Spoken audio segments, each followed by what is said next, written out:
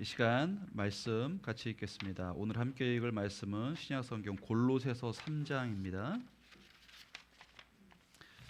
골로새서 3장 12절부터 17절까지. 에베소서, 빌립보, 골로새, 여러분이 가지고 계신 성경책 347쪽입니다. 347쪽.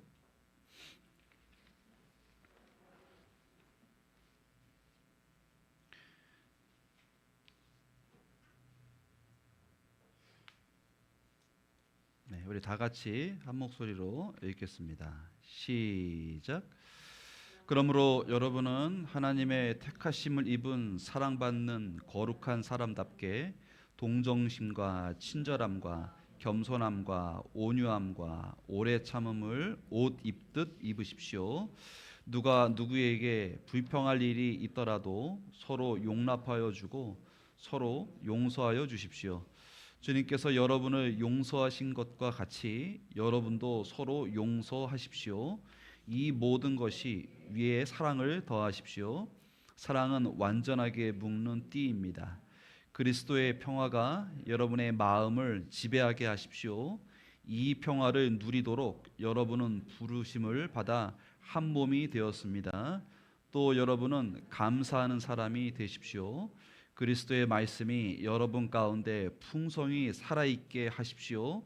온갖 지혜로 서로 가르치고 권고하십시오.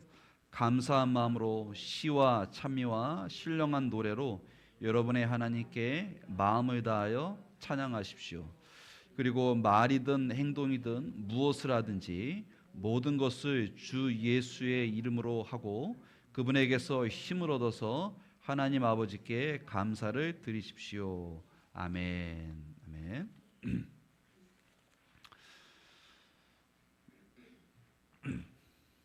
황석영이라는 그런 작가가 있습니다. 이제 나이가 많이 드셨어요. 지금은. 근데 원체 유명하신 그런 작가십니다. 근데 그분의 삶을 보면 우리 이 현대사에 우리나라의 중요한 사건들을 다 겪으신 그런 분이셨어요. 뭐 일대기를 쭉 돌아보면 뭐 동서독이 무너지는 장벽의 그 현장에 계셨고 LA 폭동이라든지 뭐 그런 되게 그다음에 계엄이라든지 뭐 80년대 그런 모든 역사적인 순간에 그분이 어쩌다가 그곳에 계셨더라고요. 그러면서 이제 그분의 이 소설이나 글로 굉장히 굵고 아주 의미가 큰 메시지들을 우리 많은 이들에게 던져줬죠. 근데 이분이 감옥도 여러 번 갔다 오신 것 같아요. 근데 이분이 그 얘기를 해요. 보통 사람이 감옥에 가면 할 일이 없잖아요. 그래서 독서를 많이 하게 됩니다. 독서를 많이 하게 되는데 그분이 한 대담에 나와서 최근에 그런 말씀을 하세요. 감옥에 가면 아무것도 할 게 없으니까 책을 많이 읽는데 수천 권을 읽을 수도 있대요. 그런데 그 독서가 아무런 쓸모가 없대요. 왜냐하면 글을 읽고 누군가의 지식을 얻는 것은 사람 사이의 관계에 있어서 유용한 것이라는 거예요. 혼자 독방에 갇혀서 글을 많이 읽고 자기의 사상을 세우고 지식을 많이 가진들 그것을 자기를 아주 편향된 딱딱한 사람으로 더 확고하게 만들 뿐 그가 정말 사람들 사이에서 사람답게 살아가게 하는 데는 일도 도움이 안 되더라. 그래서 사람 사이에 들어가지 않은 많은 독서는 사실은 큰 의미가 없더라. 이렇게 말하는 것을 들었어요. 여러분 독서가 지금 AI 시대에도 굉장히 중요한 것으로서 지금도 굉장히 강조가 됩니다.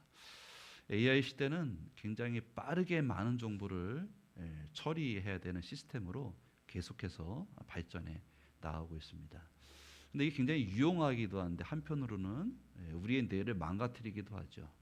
사실 우리의 뇌는 아주 정교하게 하나님께서 만드셔서 어떤 것을 깊이 고민하고 사고하는 가운데 뇌가 더 활성화되어서 정말 능력을 갖추게 되는 건데 끊임없이 우리가 고민할 틈도 없이 정보들이 계속 오면서 우리들은 단순히 새로운 정보에 그냥 감정적으로만 반응하도록 자꾸 태화해 가고 있습니다. 이게 우리가 지금 살아가는 시대의 아주 큰 이점이면서도 단점이에요. 우리가 AI가 대세하는 이 시대를 살아갈 때 우리가 이런 질문을 던져야 돼요. 인류에 살았던 이 역사 가운데 이 지구상에 살았던 그 어떤 인류보다 지금의 인류가 굉장히 많은 걸 누리고 가장 스마트합니다. 그러면 거기에 비율적으로 우리의 삶도 더 풍성해야 돼요. 그리고 우리의 삶이 더 창의적이어야 되고 우리가 더 큰 행복의 양을 우리가 소유하고 느껴야 됩니다. 그런데 사실 그렇지 않은 것 같아요. 정신적인 고통과 어려움을 호소하는 사람들은 굉장히 많이 늘어났고요. 불면증, 그다음에 관계에 대한 갈망, 이런 것들이 요즘 시대에 굉장히 많은 시대를 우리가 살고 있습니다. 굉장히 풍요롭지만 굉장히 많은 우울감과 절망도 깊이 있다. 그리고 많은 가능성을 진 것 같았지만 그런 것 같지만 그런 뭐를 성취하는 것은 사실은 어떤 정해진 목밖에는 우리가 허용되지 않는 그런 아주 애매한 시대를 우리가 살아가고 있어요. 더욱이 이 시대의 교회 공동체를 한번 여러분 살펴보시죠. 여러분 어떻습니까? 우리가 예수를 믿는다는 것, 성경 말씀을 읽는다는 것, 기도를 한다는 것, 사실은 우리 시대에는 좀 잘 맞지 않는 것 같아요. 그렇게 재미의 요소가 없어요. 거기에는 의미를 부여해야 되고 그것을 견고하게 지켜나가기 위해서 습관화된 행동을 계속해서 반복해 나가야 그 안에 파인한 예배가 나오고요. 그다음에 깊은 기도가 나오고요. 그렇지 않습니까? 공동체도 마찬가지입니다. 개인의 생활이 최적화되고 편리하고 많은 정보를 내가 취득할 수 있는 그런 시대에 같이 모여서 공동체를 이룬다라는 것, 이게 여간 불편하고 또 피곤한 것이 아니에요. 근데 우리들이 꼭 기억해야 될 것은 하나님 주신 교회 공동체는 어떠한 시대가 오든 우리의 삶의 답이다 라는 것을 꼭 기억하셔야 됩니다. 빠르게 지나가는 것은 사실 우리의 이 뇌를 자극해서 순간적인 만족을 얻을 뿐 우리가 더 풍성하고 깊고 성숙해서 하나님께서 우리가 살아가는 이 세상 가운데 두신 그 많은 기쁨을 다 누리지는 못하게 해요. 점점 우리들을 퇴화시키는 거예요. 아이러니하게도.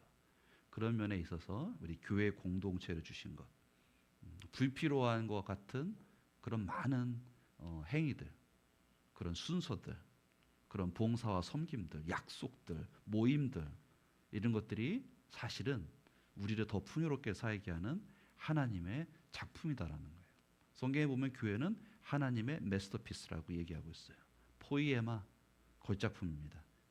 훌륭한 예술가가 그의 인생에 있어서 단 하나밖에 만들지 않는 그 걸작품을 포이에마라 그러는데 이게 우리는 하나님의 작품입니다. 에베소서에 그렇게 표현을 하고 있습니다. 교회는 굉장히 중요한 거예요. 오늘 우리들이 살펴볼 말씀은 성경 말씀에 대한 것입니다. 여러분 여기 우리 할 말이 굉장히 많이 있을 것 같은데 그러면 우리 시대에 성경 말씀은 어떻게 읽어야 되는가? 우리는 지난 주부터 연결에 대한 주제로 말씀을 같이 좀 나누고 있어요. 연결이 중요한 시대죠. 그래서 되게 단편적인 여러 가지 지식들이 있는데 그거를 연결하는 것이 창의력이고 우리 이 시대를 살아가는 우리 아주 중요한 요소입니다. 첫 번째 연결은 성도와 성도의 연결이었어요. 교회 공동체 안에서. 베드로전서를 여러분 기억하실 겁니다. 교회가 처한 시대적인 변화가 있었어요. 처음에 교회를 시작했을 때 아무런 그 저항을 받지 않았어요.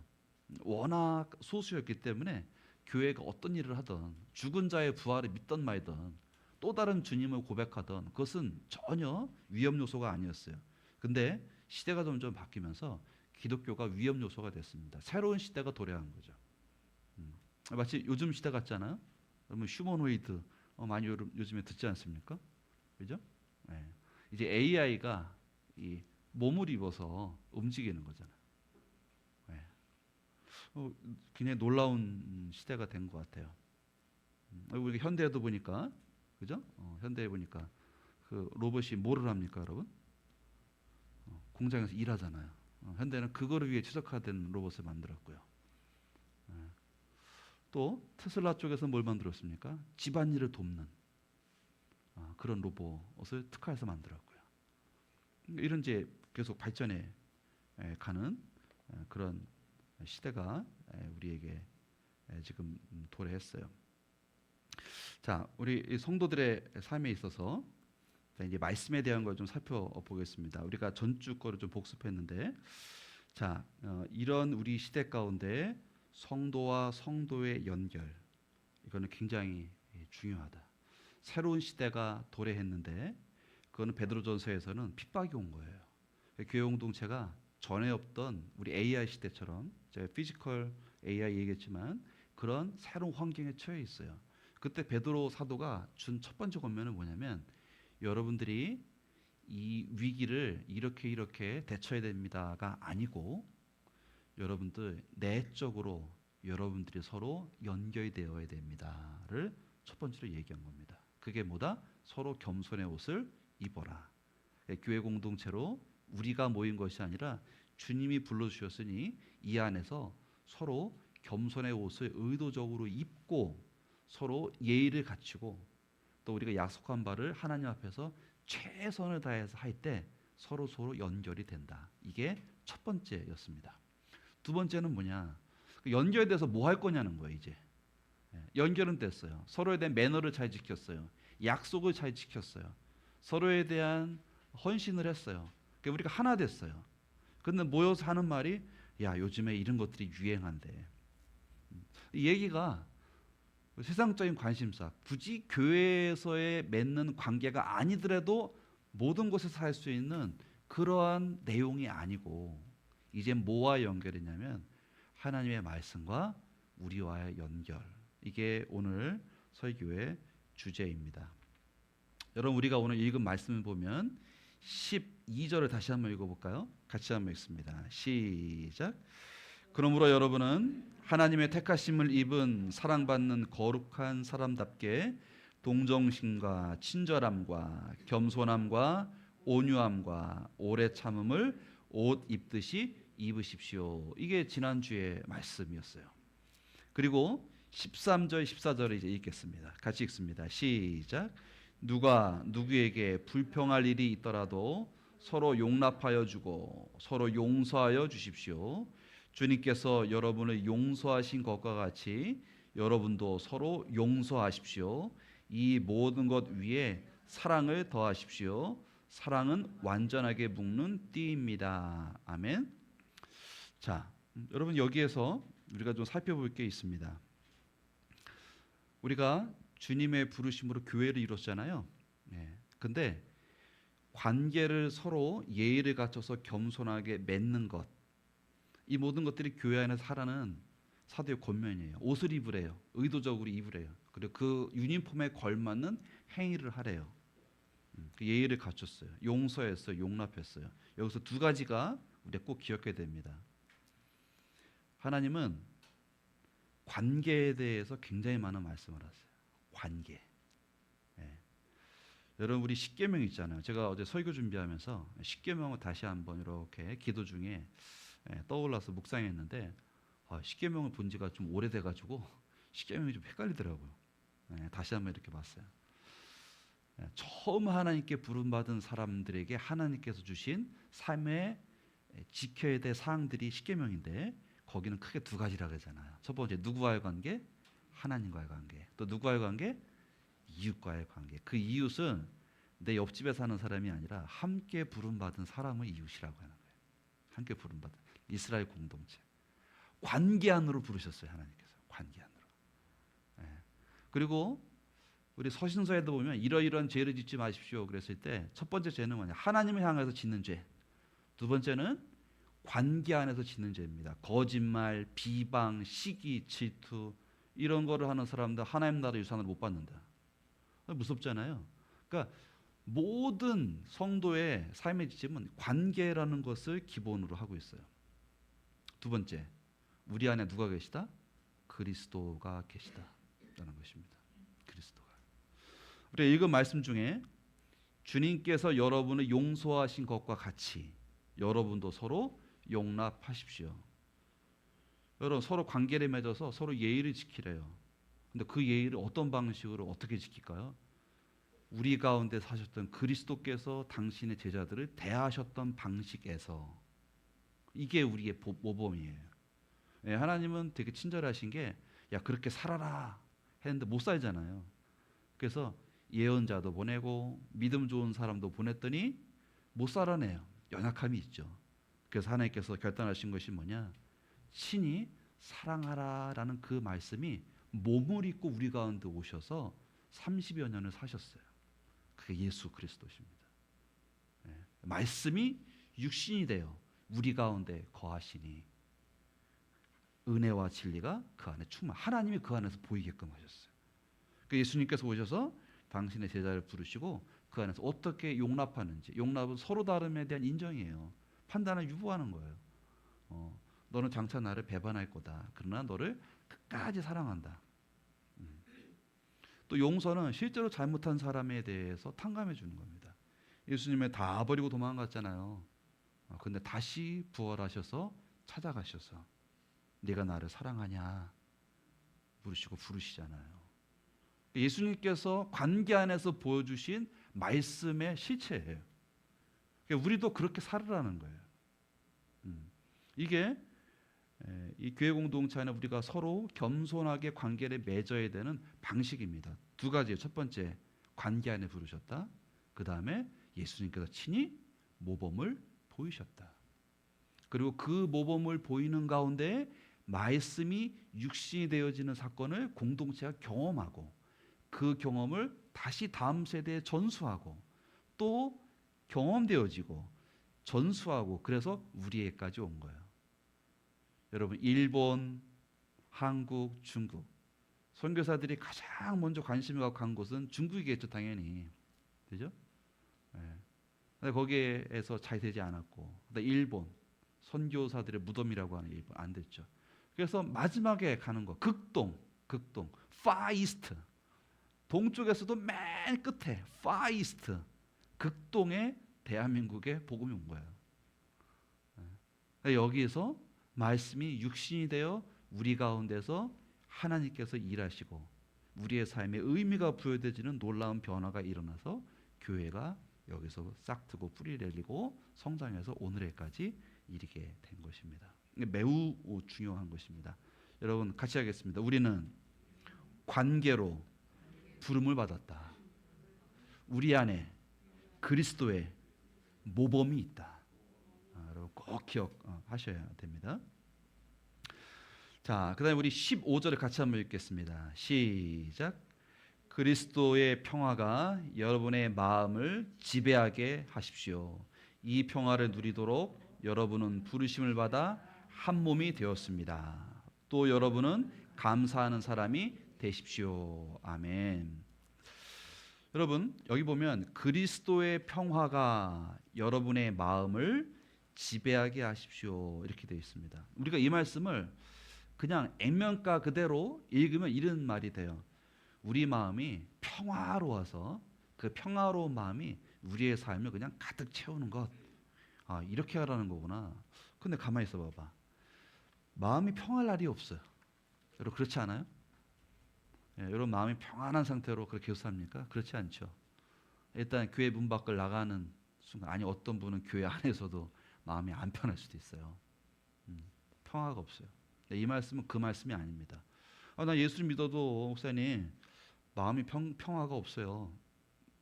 저는 많은 갈등과 많은 문제가 여전히 존재하고 또 잠시 평안했다가 곧 많은 걱정에 휩싸입니다. 이 말씀은 좀 불가능한 말씀 아닐까요? 라고 말씀하실 수도 있어요. 근데 이 말씀의 원뜻은 뭐냐면 우리의 마음을 지배하게 하는 것. 여기 우리는 교회 공동체가 지금 처하고 있는 상황과 품고 있는 그 마음을 지배하는 기준이 뭐가 돼야 되냐면 그리스도의 평화라는 것이에요.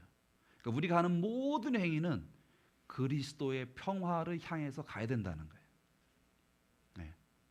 여러분, 우리 예를 들어서 우리가 지난번에 빌립보서를 공부했잖아요. 빌립보서에 분쟁이 생겼다고 했잖아요. 바울의 사역을 돕기 위해서 그들이 선교원금을 열심히 했어요. 근데 어쩐 일인지 그 선교원금이 좀 지체됐어요. 바울이 이렇게 나중에 알고 보니까 그 교회에서 그 선교를 하는 일로 서로 다툼이 있었어요. 방식에 대해서. 그래서 그 선교원금이 오는 거에 좀 지체가 된 것 같아요. 그래서 바울이 편지를 씁니다. 저 두 사람을 화해시키십시오. 같은 마음을 품게 해주십시오. 아무것도 염려하지 말고 오직 기도와 간구와 감사함으로 하나님께 아뢰십시오. 그렇게 이제 권면을 하는 대목이 나오잖아요. 여러분, 이게 굉장히 중요합니다. 우리의 삶 가운데 우리가 지향해야 되고 교회 공동체에서 하는 모든 일은 서로 다르고 과정 속에서 갈등도 있고 좀 불편한 것도 있어도 결국 그것이 이루어지고 그 결과로 우리 모두가 그리스도께서 우리 가운데 이루신 그 온전함, 그 평안함을 지향해야 돼. 그것을 향해서 간다 그러면 우리의 일은 맞는 거예요. 근데 우리가 하는 일이 다른 사람을 불편하게 하거나 다른 사람들의 권리를 침해하거나 다른 사람들로 하여금 하나님을 욕하게 한다면 그것은 그리스도의 평화를 지향하는 것이 아니에요. 우리 교회 공동체가 설정한 목표를 수정해야 돼요. 나아가 개인이 추구한 라이프 스타일을 여러분 바꾸셔야 돼요.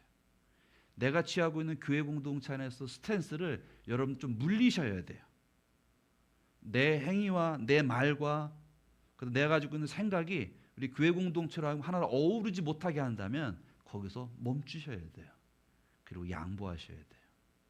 이 말씀이 그 말씀입니다. 그리스도의 평화가 여러분의 마음을 지배하게 하십시오.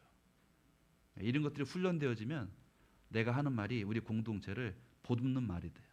저 사람이 굉장히 모났어요. 저 사람의 행위가 그렇게 우리 공동체에 그렇게 유익이 되지 않는 것 같아요. 신앙이 어려서 그럴 수도 있겠죠. 그런 사람들을 밀어내고 그렇게 하는 것이 아니라 품어주고 말을 부드럽게 감싸주고 그래서 우리 안에 완만한 관계가 형성돼서 그리스도의 말씀을 함께 받고 누리는 일에 서로 저항과 거부감이 없도록 하는 것. 이게 그리스도의 평화를 지향하고 그 평화가 우리의 마음과 생각을 다스리게 하는 거예요. 우리 더 함께 공동체가 이러한 그리스도의 평화가 우리를 지배하는 그런 삶을 사모하고 그 길을 걸어가기를 주님의 이름으로 축복합니다. 아멘. 왜요? 이 평화를 누리도록 부르심을 받아서 우리가 한 몸을 이루었대. 교회 공동체는 이 일을 위해서 부르심을 받았대요. 또 여러분은 감사하는 사람이 되십시오. 네. 이런 일들을 우리가 경험하게 되면 우리 안에 감사가 있게 되죠. 자, 16절을 같이 한번 읽겠습니다. 시작. 그리스도의 말씀이 여러분 가운데 풍성히 살아있게 하십시오. 온갖 지혜로 서로 가르치고 권고하십시오. 감사한 마음으로 시와 참의와 신령한 노래로 여러분의 하나님께 마음을 다하여 찬양하십시오. 아멘. 같이 하겠습니다. 그리스도의 말씀이 굉장히 중요합니다. 여러분, 말씀은 뭐예요? 제가 여러분 질문 한번 해볼게요. 여러분, 말씀에 순종한다, 말씀 따라 산다 그런 말 많이 하잖아요. 말씀은 뭐예요? 말씀. 하나님이 주신 아주 중요한 하나님에 대한 정보예요. 하나님의 이루신 일, 그가 지금 하고 계신 일, 그가 하실 일, 이것에 대한 총체적인 생각을 말씀이라 그래요. 근데 그 말씀이 우리에게는 어떤 형식으로 다가오냐면 기록된 말씀인 성경으로 우리가 지금 이렇게 주어졌잖아요. 하나의 은혜입니다. 이건 하나님을 알 수 있는 중요한 미디어예요. 미디어. 여러분 미디어 뭐 뉴스, 신문 그런 거 미디어라고 하잖아요. 미디어. 그런 수단, 통로, 채널. 이게 성경책이 하나님의 말씀의 미디어예요. 그래서 하나님의 뜻을 알 수 있어요. 무슨 일을 하셨는지, 지금 어떤 일을 하고 계신지, 어떤 것을 약속하셨고 이뤄가시는지 그걸 알 수 있어요. 그래서 이 성경책은 하나님의 말씀 중에 하나예요. 또 하나님의 말씀 중에 하나가 뭐가 있어요? 설교. 지금 여러분 귀에 듣게끔, 여러분 눈으로 읽지 않아도 귀로 듣게끔 하나님의 뜻, 하나님 이루신 일, 하나님의 계획을 듣잖아요. 하나님의 우리를 향한 마음 듣잖아요. 이것도 하나님의 말씀입니다. 설교도. 또 하나 뭐가 있을까요? 예수 그리스도. 인격이신 예수 그리스도. 여러분이 찾고 갈망하고 그분께 겸손하게 나아가며 인격적으로 만나주시는 예수 그리스도. 그분도 하나님의 말씀입니다. 그죠? 그래서 이 그리스도의 말씀이 굉장히 우리가 정의를 내는 게 중요합니다. 그래서 이 말씀이 여러분 가운데, 여러분 제가 좀 황당한 사건들 저도 경험했고 여러분도 경험했던 거 다 있을 거예요. 이런 거 들어보셨어요? 어느 날 갑자기 찾아와서 하나님께서 목사님에게 이렇게 하라고 하십니다. 뭐 이런 거 여러분 그거 들어보시기도 하셨고 경험해 보셨기도 하실 거예요. 보통 성경을 많이 읽거나 기도를 많이 하시는 분들이 이제 그렇게 하시는 경우들이 종종 있습니다. 그런데 하나님은 어떤 한 사람에게만 그렇게 말씀하지 않으세요. 하나님의 말씀이 선명할 때는 하나님께서 여러 사람에게 같이 보여주시는 경우가 대부분이고요. 또 특별히 하나님에 대해서 전적으로 무지에 휩싸였던 시대에는 예언자들을 보내서 예언자의 입을 통해서 하나님께서 했죠.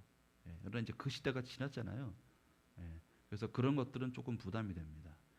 굉장히 중요한 것은 하나님의 말씀은 나 혼자 많이 있는 그것도 굉장히 귀한데 그 말씀은 우리 가운데 같이 익혀져야 돼요. 그리고 같이 나뉘어지다. 오늘 성경에 뭐라 그래요? 그리스도의 말씀이 여러분 가운데, 교회 공동체 가운데 말씀이 들어와야 된다는 거예요. 근데 교회 공동체 속하지 않은 상태에서 말씀을 열심히 읽어요. 그 말씀 어디다 쓰려고요? 이 하나님의 말씀은 부르신 공동체를 향해서 주신 말씀이 대부분인데 이 말씀 많이 읽어서 어떻게 하려고요? 나는 많이 알아요. 그런데 이 사람은 전혀 말씀에 대해서 무지해요. 이 사람이 하나님의 말씀이 이런데 너 이렇게 해야 되고 이렇게 해야 되는데 그 사람이 그래서 어쩌라고 이렇게 되는 거죠. 굉장히 중요한 거는 그리스도의 말씀이 여러분 가운데서 있어야 된다는 겁니다. 여러분 어떻게 해요? 그 다음에 풍성이. 그래서 굉장히 제가 우리 공동체에 올 한 해 바라는 것은 이 풍성이 거하려면 횟수를 늘려야 됩니다. 여러분 예배 주일 예배도 나오고요. 우리 아까 광고한 것처럼 저녁 찬양 예배도 만들려고 그래요. 전에는 우리 찬양 예배 그냥 해야 돼. 그래서 했는데 이게 여러분 우리 공동체 지금 삶의 환경에 저녁 예배를 참석하시는 분들이 많지 않아요. 그러니까 형식만 남은 거예요. 그리고 그 형식에 참여하는 분 다 지쳤어요. 그렇게 하지 말고 이제 우리가 저녁 예배 드렸으면 좋겠다라는 그런 여러 성도들의 말이 있었어요. 우리가 모임부터 하자는 거예요. 기도하자. 어떻게 이 예배를 꾸릴 것인지, 어떤 방식으로 할 것인지. 그러니까 이런 기도 모임이 굉장히 중요하잖아요. 그 저녁 예배도 생겨요. 가정교회 지금 하고 있습니다. 가정교회도 하고요. 또 주중에 또 모이고요. 또 기도 모임도 하고요. 그러니까 이런 모임들을 자꾸 모여서 그 안에서 하나님의 말씀이 자꾸 오가야 돼요. 그러니까 성숙한 교회 공동체. 횟수를 누르셔야 됩니다. 그게 풍성해지는 거예요. 우리가 삶에 너무 바빠서 일주일에 한 번 이렇게 예배 나오는 것도 너무 소중하고 하나 기쁘게 보시는 건데 횟수를 올해는 좀 늘려가 보세요. 그래서 그 모임 가운데 반드시 세상적인 얘기만 하지 말고 말씀도 서로 나누세요. 그리고 말씀에 대한 내 삶을 비춰보는 삶으로 말씀 있기도 하시고 이게 그리스도의 말씀이 여러분 가운데 풍성하게 있게 하는 거예요. 근데 거기 뒤에 뭐라고 되어 있습니까? 풍성히 살아있게 하십시오. 그럼 비로소 하나님의 그 뜻이 우리의 삶 가운데 영향을 미치게 됩니다.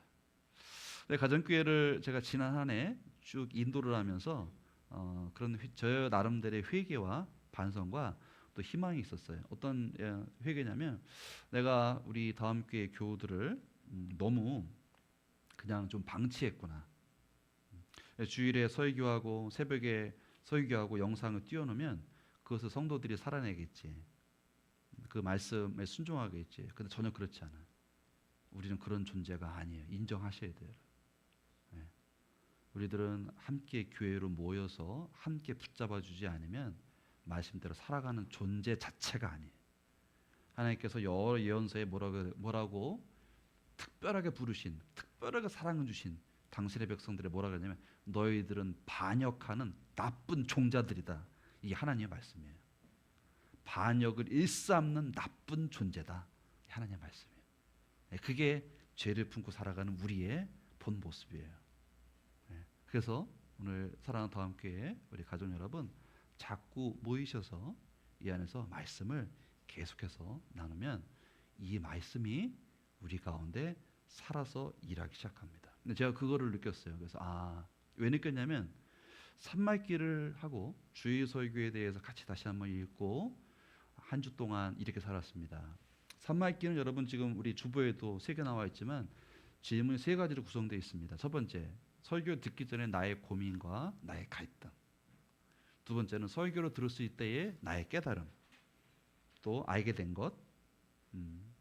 또 결심하게 된 것. 세 번째는 그것으로 한 주 동안 어떻게 살았을 때 거기에 어떤 변화가 있는지, 나는 여전히 어떤 것 때문에 씨름하고 있는지를 말씀 때문에 일어난 행위에 대해서 나누게 되어 있습니다. 이걸 나눴더니 제가 뭘 보게 되냐면 우리 성도들 가운데 조금씩의 변화가 있는 걸 알게 됐어요. 그 자리가 계속 지속되면서 적어도 그 주에는 이 말씀을 어떻게 적용하지에 대한 것들에 대한 반성과 실천이 있게 됐고요. 그런 것들을 보게 됐어요. 이게 말씀을 살아내는 거구나. 말씀이 정말 우리 가운데 일하시는구나. 하나님은 살아계시구나. 이런 것들을 알게 되었습니다. 자, 같이 하겠습니다. 그리스도의 말씀이 여러분 가운데 풍성히 살아있게 하십시오. 온갖 지혜로 서로 가르치고 권고하십시오. 그러면 거기에 풍성한 온갖 지혜가 있게 돼요. 감사하는 마음으로 시와 찬미와 신령한 노래로 여러분의 하나님께 마음을 다하여 찬양하십시오. 그럼 여기에 화음이 생긴다는 거예요. 우리 공동체 안에. 그래서 우리가 하나님 앞에 온전히 예배할 수 있는 그런 삶으로 다져진다는 거예요. 그냥 귀한 말씀이죠. 우리 17절을 같이 읽고 우리 말씀 마치도록 하겠습니다. 같이 읽습니다. 시작. 그리고 말이든 행동이든 무엇을 하든지 모든 것을 주 예수의 이름으로 하고 그분에게서 힘을 얻어서 하나님 아버지께 감사를 드리십시오. 아멘. 그럼 점점 우리의 삶이 하나님의 삶의 방식으로, 하나님께서 말씀하신 방식으로 점점 습관화되어져 갑니다. 그래서 어떤 상태에 이르게 되느냐, 모든 것을 주님의 이름은 존재잖아요. 주님의 존재에 걸맞게 주님께서 살았던 그 삶과 결이 같게끔 되고, 그 다음에 그분에게서 힘을 얻어서 그런 삶을 사는 자들에게 그리스도의 능력이 드러나니까 이게 힘이 되는 거죠. 하나님 아버지께 감사할 일들이 많이 발생하게 되는 것입니다.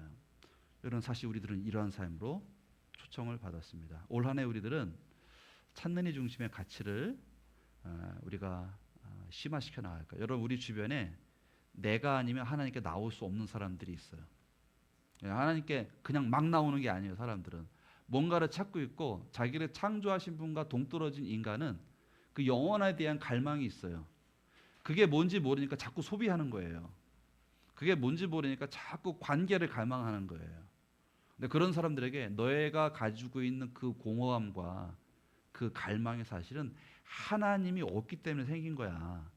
그러면서 그들에게 하나님께 나오는 길을 여는 거. 이게 찾는 이 중심의 가치를 추구하는 공동체예요. 근데 이 찾는 이 중심의 삶을 살려면 우리가 설득해서는 안 돼요. 설득 안 당합니다, 사람들이. 사람들이 보통 사람들이 아니잖아요. 말로 한다고 되겠어요? 근데 그 사람들이 보일 때 가능해요. 목격할 때. 근데 주변에 있는 사람들, 저와 여러분이겠죠. 저와 여러분들이 하나님의 말씀으로 공동체에 살아서 그 말씀 우리 가운데 살아있을 때, 너 왜 그렇게 살아? 너 뭐가 그렇게 좋아? 왜 교회는 왜 이렇게 가니? 그럼 뭐 있어? 이런 말들. 너 이렇게 보니까 교회가 좀 뭔가 있는 것 같은데. 네, 개적하고 제가 잊을 수 없는 몇 가지 장면이 있는데, 지금은 지나간 일이지만 우리 교회에 어떤 한 자매가 왔어요. 그래서 그 자매가 열심히 신앙생활을 했어요. 지금은 이제 우리 함께하지 않지만 그 자매와 함께 직장생활하던 분이 어느 날 그러더래요. 너 요즘 뭐가 그렇게 좀 즐거워? 왜 그래? 나 교회 나가기 시작했어. 교회 뭐가 있어? 어, 그리고 얼마 있다가 그분이 교회 주일 예배 왔어요. 전혀 모르는 분이 왔어요. 근데 그분이 저기 장당동에서 걸어서 이렇게 온 거예요. 그래서 제가 이제 그분의 이야기를 쭉 들었어요. 근데 우리 직장 같이 상관하는 이 친구인데 이 친구가 뭔가 좀 달라서 근데 궁금해서 교회로 왔다는 거예요. 교회 뭐가 있는지. 이득재 형제 안 왔잖아요. 오늘 못 오셨는데 집이 멀어요. 용인이에요.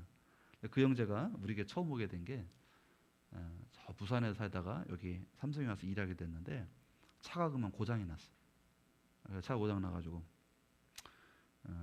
이제 그때는 게이트가 이쪽이었습니다. 그래서 여기로 그냥 사람들이 오면 많이 다녔을 때잖아요.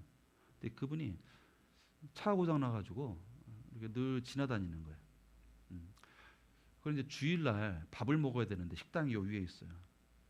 예. 이제 다른 날은 뭐 이제 그 통근차도 타고 가고 하는데 주일날은 차가 없으니까 밥을 먹으러 여기를 걸어 다닌 거예요. 예, 차가 있으면 안 그랬겠죠. 근데 교회에서 그때가 한 점심 때니까 여기서 우리가 예배 마치고 막 왁작지껄 하잖아. 너무 궁금했대. 대체 저기는 뭔데 저렇게 애들 소리도 들리고 왁작지껄하고 뭔가 즐거운 거 하고 젊은이들도 막 소리가 나고 그래가지고 음, 혼자 살잖아요. 독신으로 오래 살았잖아요. 하는 관계에 대한 그런 것들인데 저게 뭐가 이렇게 즐겁지? 그러면서 그분이 교회를 자기 발로 온 거예요. 교회는 이런 것입니다. 이거는 제가 지금 설명한 거는 물리적인 거지만 영적인 관계도 마찬가지입니다. 저와 여러분이 말씀이 우리 가운데 풍성히 거하는 그 삶을 살면 말씀 살아 역사하게 되고요. 그걸 다른 사람들이 봐요.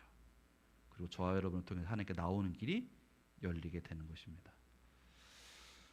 설득이 아닌 목격이 될 때, 그때 비로소 교회 공동체는 하나님이 세우신 그 목적을 다하게 됩니다. 그러기 위해서는 서로 겸손의 옷을 입으셔야 되고요. 두 번째, 우리 가운데 말씀이 풍성히 살아있게 하셔야 됩니다.